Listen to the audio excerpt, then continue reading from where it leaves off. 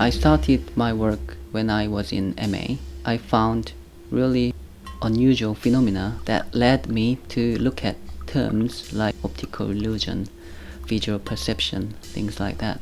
I started looking at the terms, and that was the starting point of my work. I explore visual phenomena, especially created by tonal band. So depending on how I arrange the tonal band, there appears illusory spatial phenomena, and those phenomena influence to the three-dimensional form. In general, lighter tone appear to advance, and darker tone appears to recede. So I use that principle to create illusory spatial phenomena. I've trained in Western country, but I am Korean from Eastern country. So the style is quite different in ceramics. The tools we use and then the process of making is quite different. I wanted to learn the techniques from Eastern countries. I often watch YouTube videos showing the masters who is turning and throwing. I try to use the tools they use. I use both techniques in between Western and Eastern.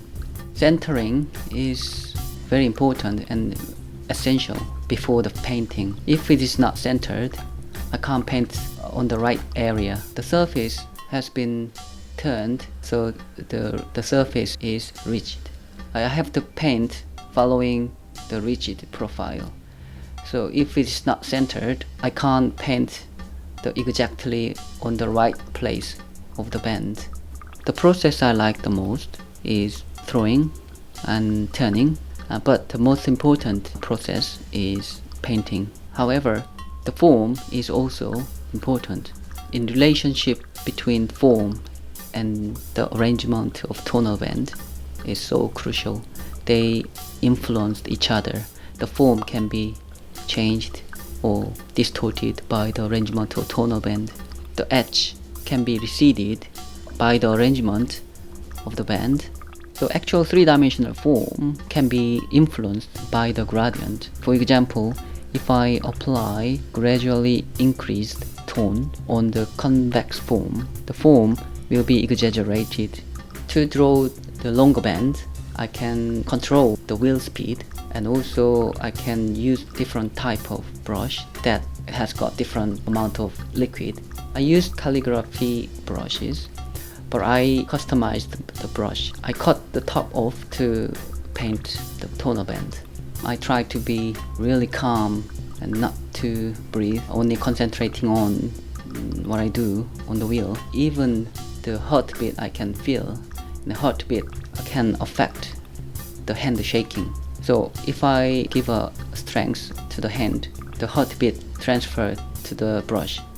The variation of tone is so important in my work.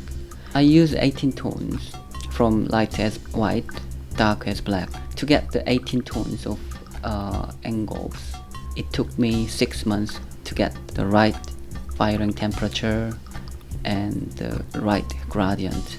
High temperature firing is good for the strength of the body, but if I fire high temperature, I may lose the variation of tones.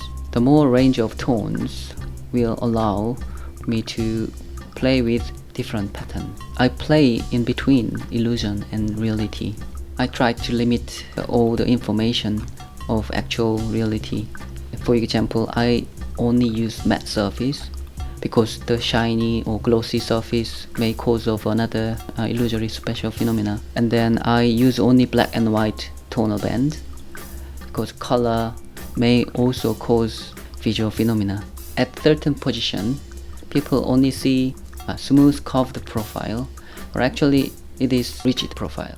In general, the underneath always shaded by the sun. So I applied that kind of principle onto my work. There are two sides of a surface available. The underneath is shaded and then the upper side will be lighter. But I applied lighter tone underneath sometimes and then darker tone above, and then that is against people's expectation. I really like playing in between reality and illusion. If the surface is glossy, it will show its actual form. So that's why I try to limit all the information. So people's expectation and experience is really crucial for creation and perceiving illusion. I really want to make meaningful artwork, and also I want people to be happy with my work.